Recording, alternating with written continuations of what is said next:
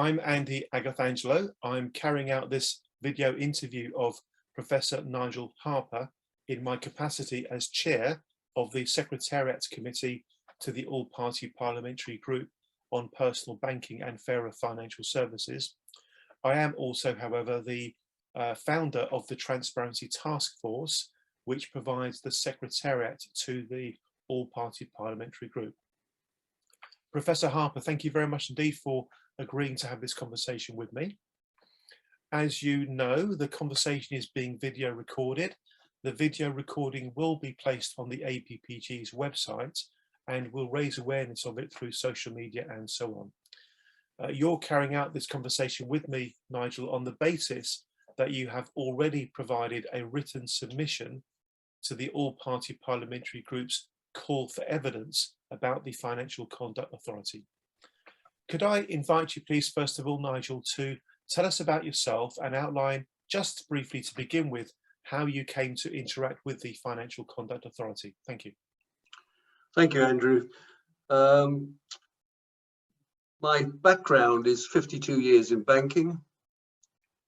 I was working for HMRC as their sole business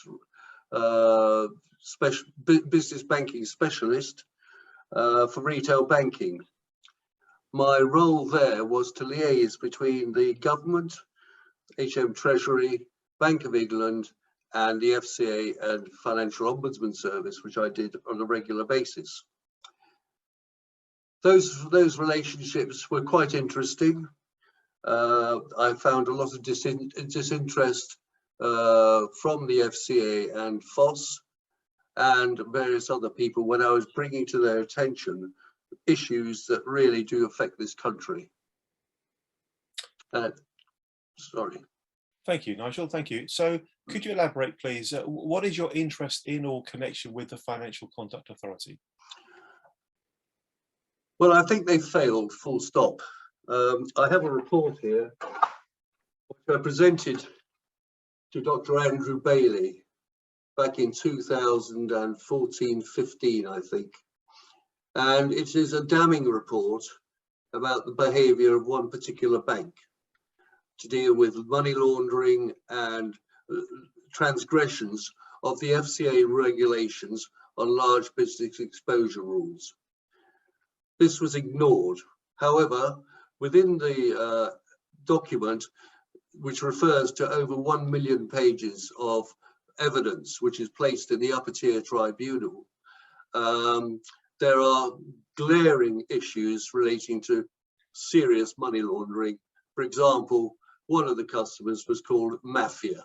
That was his nickname. Now, that indicates to me that there are serious issues within the FCA who failed to even open this report, I would dare to say, and bother to research it. It took me many months to put this together, and many appearances at the upper tier tribunal. That is one instance.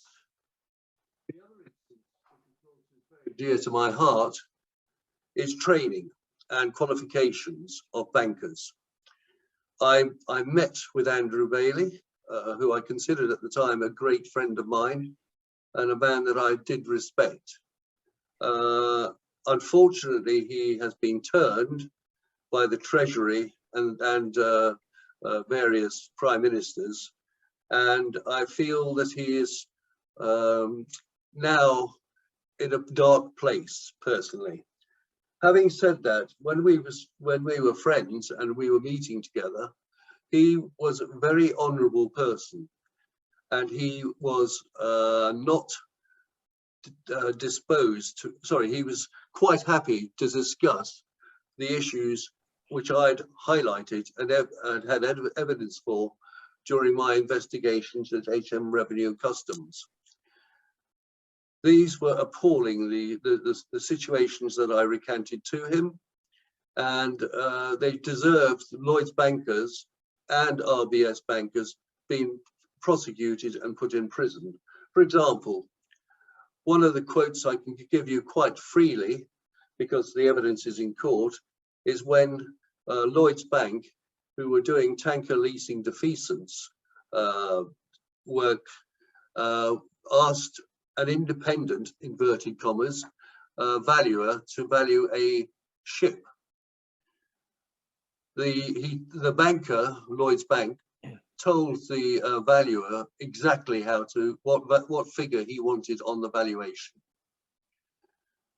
To his credit, the independent valuer challenged the instruction, but he was overridden and he complied with it.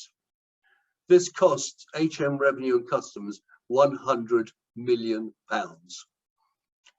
That is one example of where egregious lying and fraud and obfuscation came to the fore. I reported this to my directors within HMRC, recommending that they prosecute the banker in question, and of course this fell on deaf ears. Thank you, Nigel.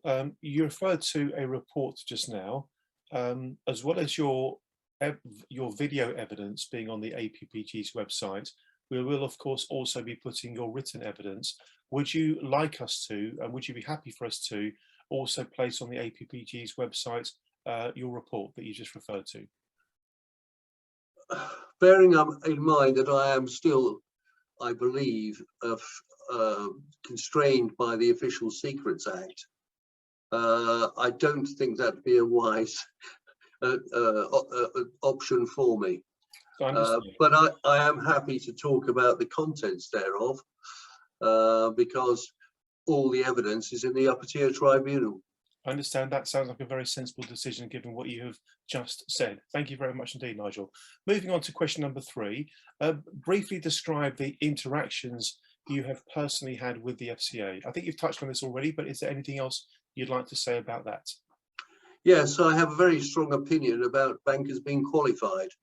And I had about 9 months of continuous emails flying between John Davidson, Andrew Bailey and myself, where I was trying to enforce and encourage the FCA to ensure that all bank chairmen and directors and board members were qualified chartered bankers.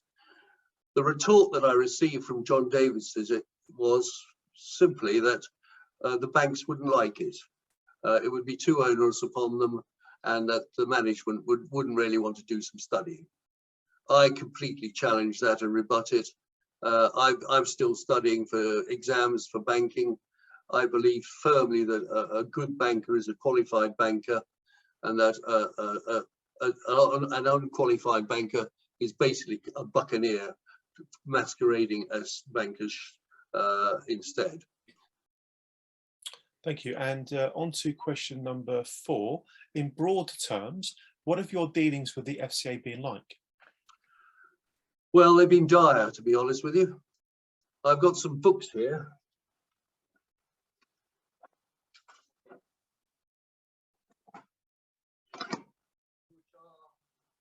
The Banker's Bible. It is to a great degree. Practice of Banking and Practice of Banking 1 and 2 by Doyle. Those books there basically are the foundation of British banking today, or outline the foundation of British banking today.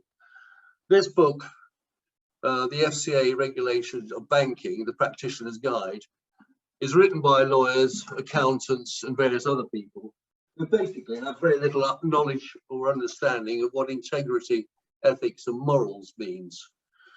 This book is a very good reference book, and there's a whole series of them which I've got.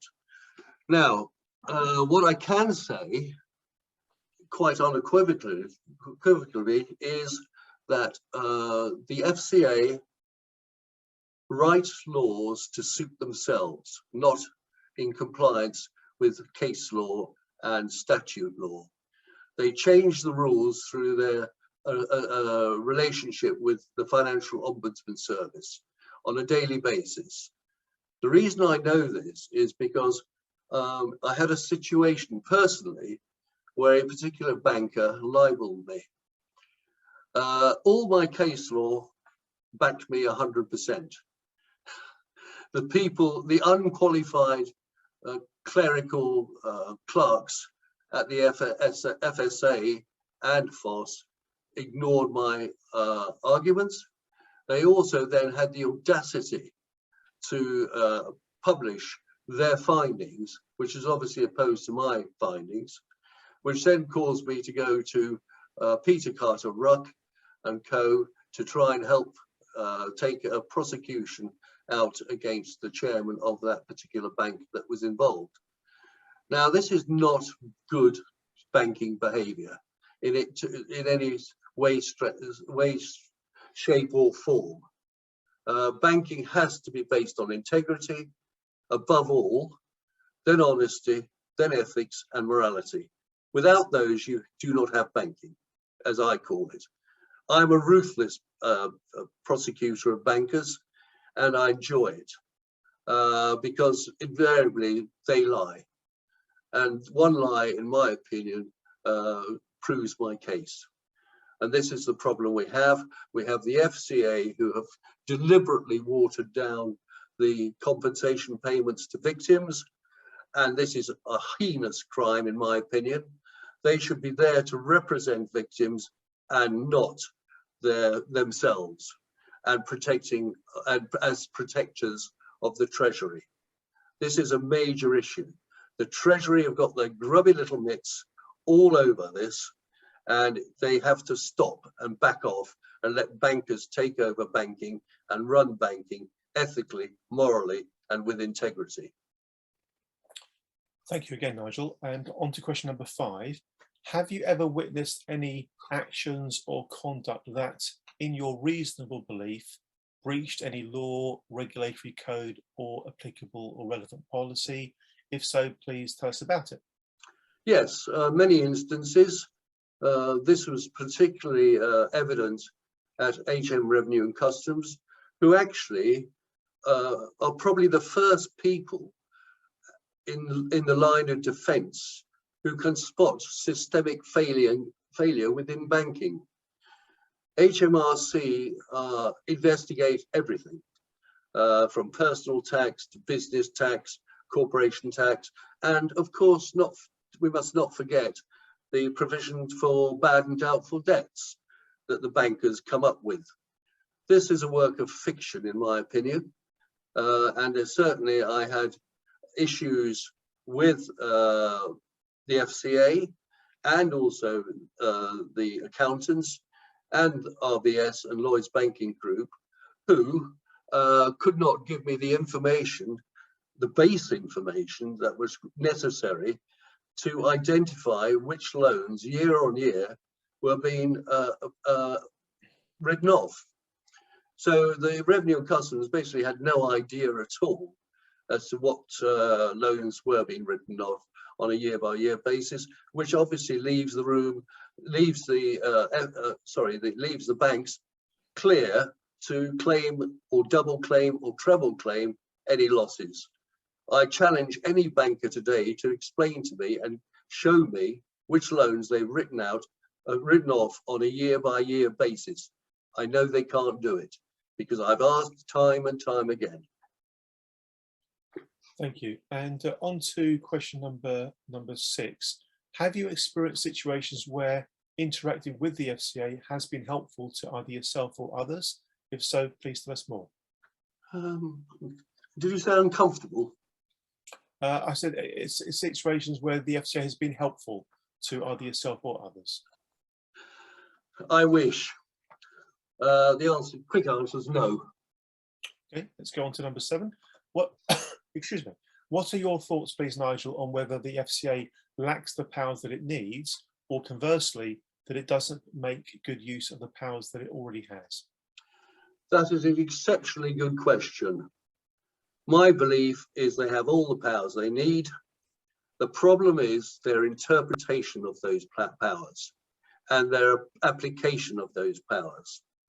If you look at simple regulation, and for that I mean the FCA 11 Principles of Business, they're quite specific.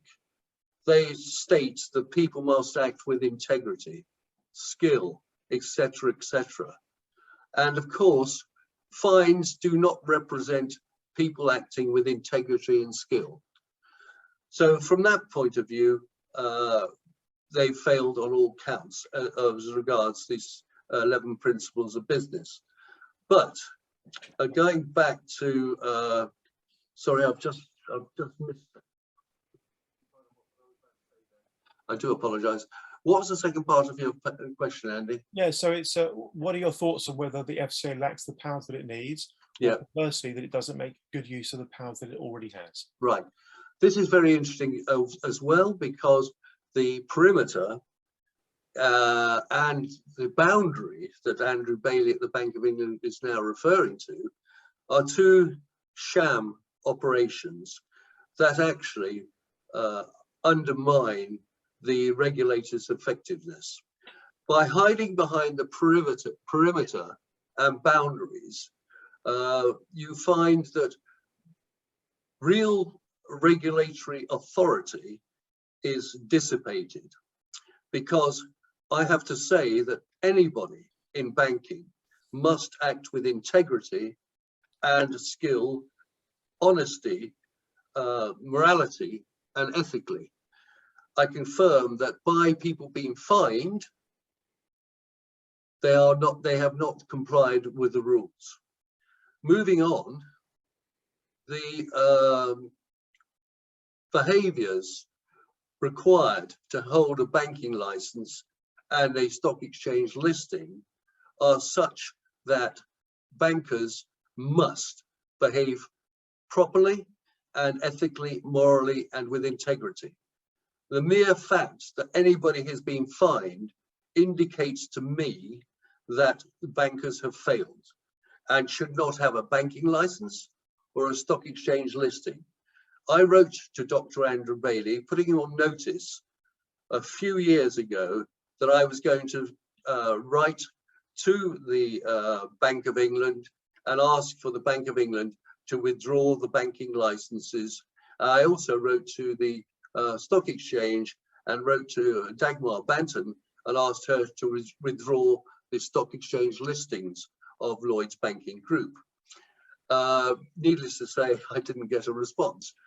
But the mere fact that I did that caused the FCA and Andrew Bailey to change the rules, which is quite noticeable, because if you look back at the rules prior to my email, which was a couple of years ago now, Christmas time, you will find that the rules were subsequently altered after that, removing the requirement for directors to act with integrity, ethics, morality, and honesty, which I find absolutely appalling.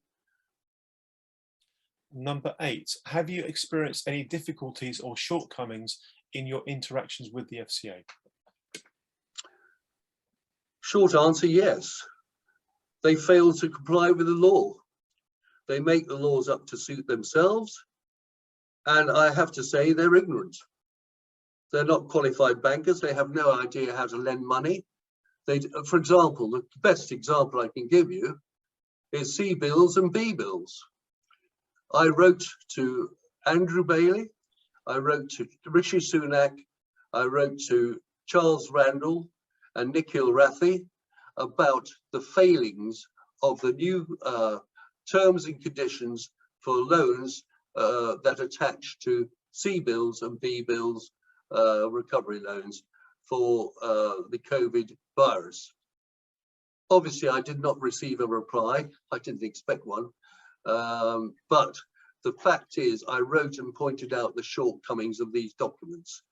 And HSBC are noticeable by their failure to comply with what I would call normal and ethical banking standards, because the biggest problem we have with C bills and B bills, as with any loan from any bank in the UK, is a clause relating to securitization. Now, securitization is a dangerous tool in uneducated hands. And this, I would add, is the tool that Osborne failed the banking prisoners with seriously. Securitization on day 2 of a loan being granted is there for one reason. It's to fill the bucket. If you can imagine two buckets, one with water in and one without.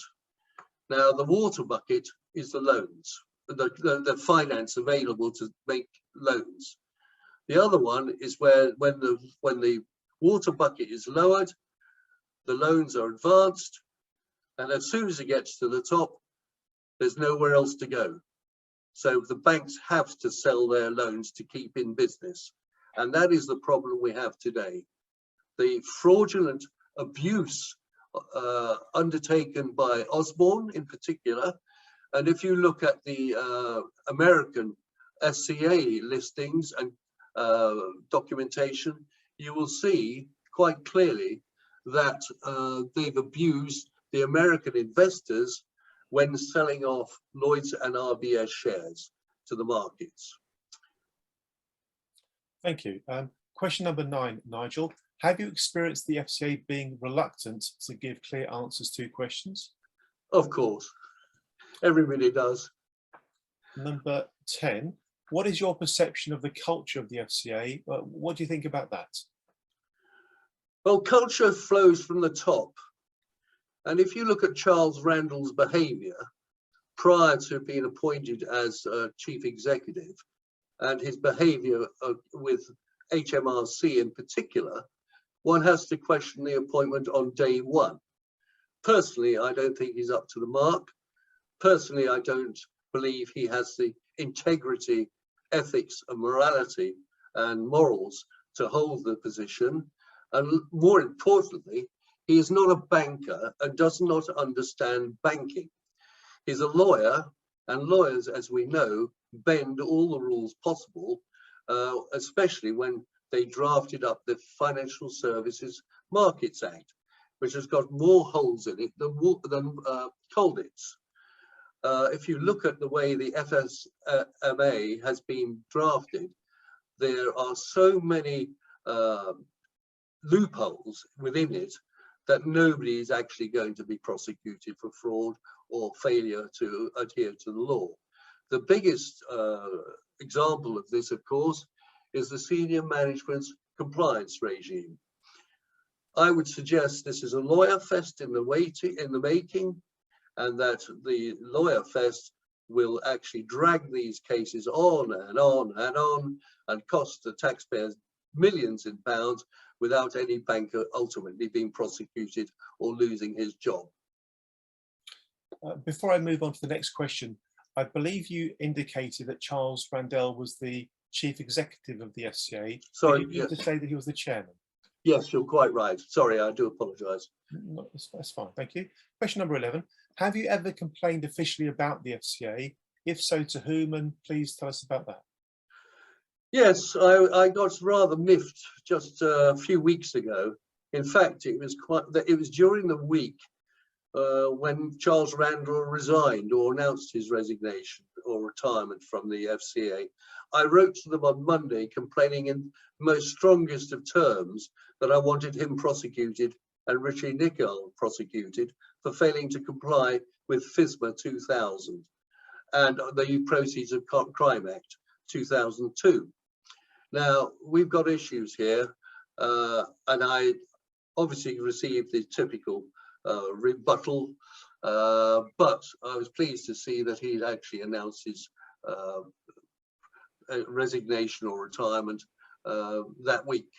I hope and I pray that I had something to, I was catalyst to this, because at the end of the day, the behaviour under his chairmanship has been nothing short of dire.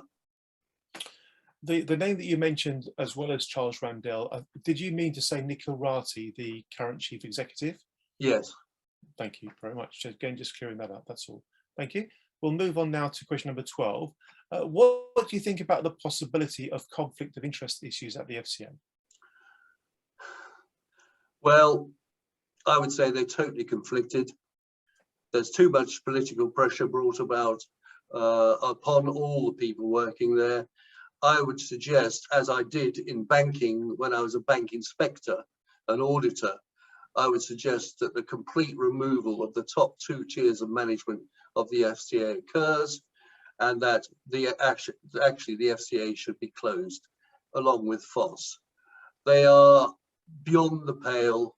They are beyond redemption as their behaviours subsequent to the change of chief executive when Dr. Andrew Bailey moved to the Bank of England.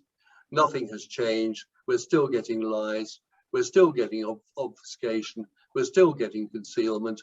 And to be quite honest with you, they are well past their sell-by date. Question 13.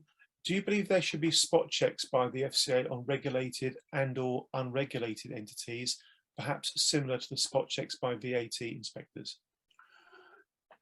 Well, the FCA are supposed to do those now, but what do? They warn the bankers they're coming. So what's that as a spot check? It's nebulous and meaningless. Personally, I believe we should appoint 2 new controllers, a controller for banking, someone such as myself who would be completely ruthless and take no prisoners, and also the professional complaints regulator for agents. Now, this body is a very valuable body because it would incorporate the police, the NCA, and fraud specialists within the professional complaints regulator. Now, they would have the power to prosecute and award compensation without the bankers being permitted to go to court to defend their situation. Now, the way I've structured it, both these regulators, is so tight that nobody would escape. Because once you follow systemic fraud, which is evidenced by the numerous complaints that customers provide every year against financial institutions, you will have a very clear picture very quickly as to who's doing something wrong and what is going wrong. And you could then follow contagion. Now, contagion occurs when people jump between banks. For example, a director of Lloyd's Banking Group used to head up GRG at RBS. What does that tell you? You know, GRG, RBS was probably the most criminal organization going. So that contagion flowed across from RBS into Lloyd's and beyond. Now, this has to stop. Revolving door appointments, especially political appointments, should have nothing to do with banking. And I feel very strongly about that because, you know, you have to know your onions when you're lending. You have to know what you're doing, and when you're taking deposits, you have to protect the depositor. As far as I'm concerned, we bankers, and I worked long and hard for this, and I respect it enormously. We bankers have a duty to the country and our customers. It's a serious duty because within that duty we have the livelihoods and the futures of their families, their businesses, their shareholders, their pensioners at heart.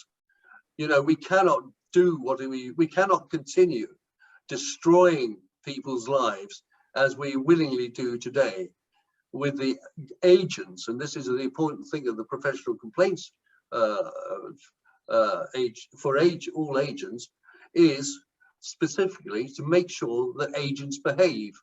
If you look at the behavior of the insolvency predators, and I use that word advisedly because I believe they are predators, then we have to have a situation which actually closes all their activities down.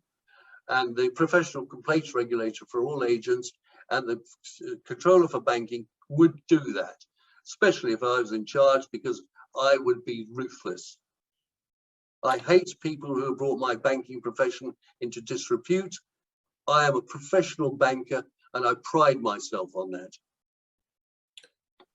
Number 14, what positives are there about the FCA that you would like to comment on? There are no positives, absolutely none at all.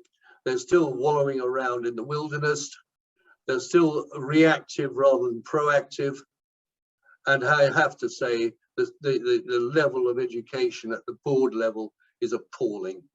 And certainly I wouldn't let any of them run a tuck shop, let alone a bank. Number 15, if you could change 3 things about the FCA, what would they be? Close it and close FOSS with it. When you're selecting new people to work for the Controller for Banking and the Professional Complaints for Agents regulators, I would want seasoned, proven and tested bankers to fulfill the roles within those regulators, backed up by seasoned professional police, fraud and crime specialists working out of the Professional Complaints Regulators for Agents regulator. That is the way this works, because you have a straight conduit between crime and enforcement. You don't have to worry about the rules and laws, and that is another issue that has to be addressed. The laws that we have today prevent effective, robust regulatory oversight. I can say that quite unequivocally, purely because of my difficulties that I had when I was delivering this report to Andrew Bailey, the Bank of England, and various other people. And I sent it to my board too. And my board were too frightened of it to deal with it. And that is the problem. We have a fear factor running through all these civil servants who profess to be bankers and regulators for their jobs and their pensions. Now, this is the driving factor for fraud and corruption in the city. People are frightened to upset the apple cart. And I have to say, until that stops, until the first chairman of a bank, which I'm actually in the process of prosecuting one, myself with 2 others, until that happens, and these people end up in prison, then we have real issues. The Proceeds of Crime Act, Section 333 applies here, and this applies across the piece. If you look at RBS, I could bring a private case against Rose and Davies, and they cannot escape it, because the judgment from the case on this money laundering thing indicates to me that they failed to issue suspicious activity reports to the NCA, which of course all chairmen, all directors are obliged personally to lodge. Failure to do so and gives you the opportunity for spending 14 years in prison. Question number 16. The FCA is undertaking a transformation project. Do you have any comments to make about that? Well, yes, I think the agents, the accountants, the lawyers that are advising them are the last people on the planet who should be advising them. I think the Chartered Institute of Bankers, the Chartered Bankers, the London Institute of Banking and Finance, and the Retail Banking Academy are the bodies that should be coming together as one to devise the future of a regulator. I am convinced they would support, well, I know for a fact, they all support my recommendations for the appointment of a controller for banking and the professional complaints regulator for all agents, because this actually gets to the nub of the problem. Without that, you have nothing. And this has been proven since 2012, when Gordon Brown removed the inspection department's effectiveness within each of the banks, which was a very good operation, I have to say, in the banks I worked for. Managers, branch managers were frightened of the knock on a Monday morning at their branch door when the inspectoral teams arrived at the branch. They were terrified of us, and quite rightly so, because we would cause them to lose their jobs, lose their houses, lose their families, which is exactly what they've done to the victims of banking crime. Excuse me. And the next question, Are there any other comments that you would like to make? This is the final question, Nigel. Yes. I would like Dr. Andrew Bailey and other regulators to look in the mirror and search their souls to say, am I an honest person? Because if you look at their behaviors, they are not honest people. And I can say this quite seriously if you look at the City of London Corporation, which is the focal point for money laundering throughout the world. That should be closed. There should not be a separate state within the City of London. This is a serious problem that afflicts our country, our taxpayers, and our hard-working savers and depositors of bankers. You know, we really have to get to grip with this endemic fraud and corruption that plagues the city.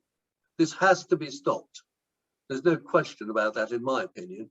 But the way you do that is by cutting off the heads, and that is the chairman and the board directors.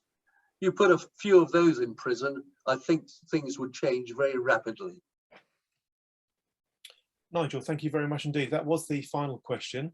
So may I please take this opportunity to thank you for the written submission you have provided the all-party parliamentary group on personal banking and fairer financial services about its call for evidence about the FCA. And also, Nigel, may I thank you for the time you spent with me today, providing this testimony by way of video interview as well. Thank you very much indeed. Thank you.